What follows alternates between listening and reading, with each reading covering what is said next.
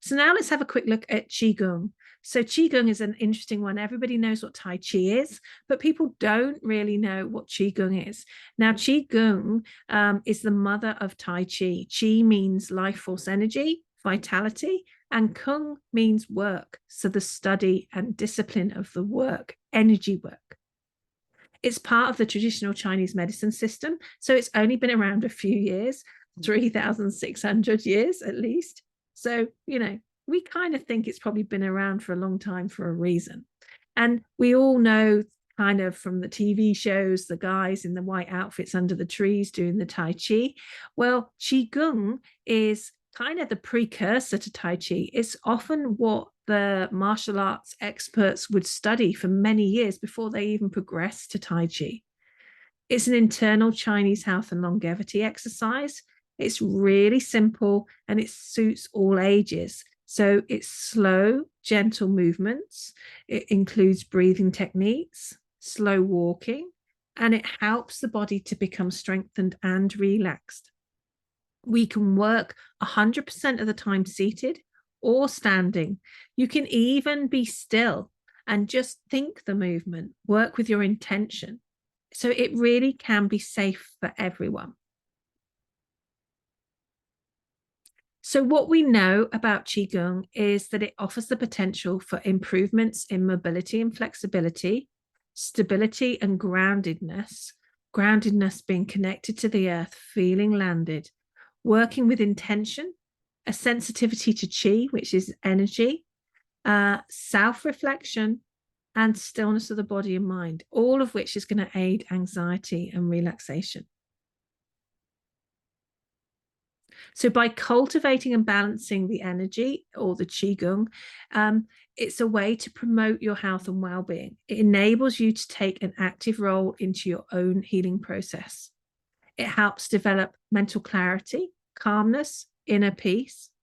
It's a method of exercise which is really gentle and easy, and you don't have to strain. We can always modify in class. So if things are too difficult, let me know and I can help you find a way to make them simpler. They are natural exercises that bring suppleness and energy, and it helps you to find that state of awareness that often people find really difficult to do when they're just trying to meditate. So you become of inbuilt signals within your body, which help you when you might feel strained or overwhelmed. So it's a really gentle, kind way to be with yourself. And it helps your body move towards a deep state of rest by being focused and paying attention inwardly. But it's important to let you know that my Qigong classes are probably not like any other Qigong classes you're going to find. And that is because of a number of reasons. Qigong is often approached as a martial art. So it can be very warrior-like and very, very beautiful, complex forms, which are magnificent to watch, but can be a little bit too much for those of us that are living with chronic pain.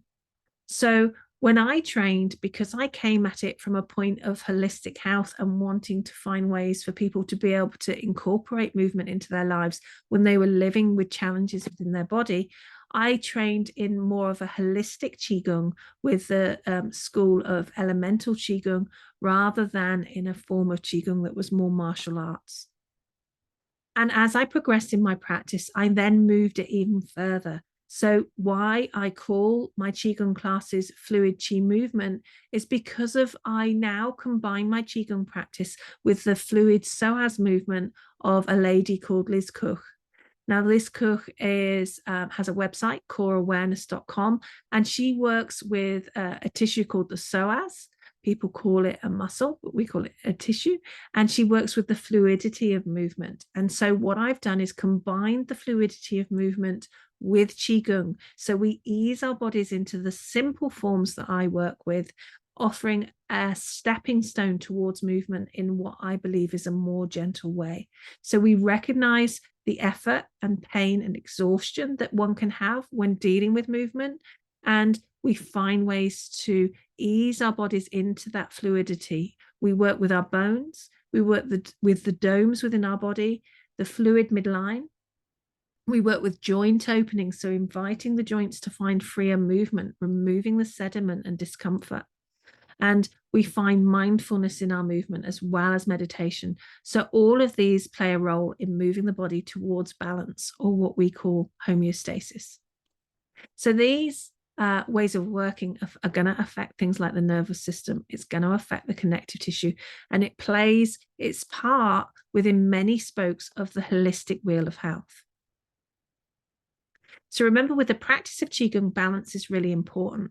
And so what we do in our classes, and it can take a few weeks to get there, if not longer, but we're trying to find the balance between the challenge of Qigong and the softness, stillness, and flow within the practice. So sometimes for our body to change, we have to go to the edges of what is comfortable in our normality. So to come to the edges of the comfortable place that we live in, or the protected place that we live in within our bodies, then we have to be mindful of not going too far over that edge and causing discomfort. But your body's not going to change if we stay exactly where it's used to being. So this is the dance that is our Qigong classes. I hope that makes sense. This is the art of the practice.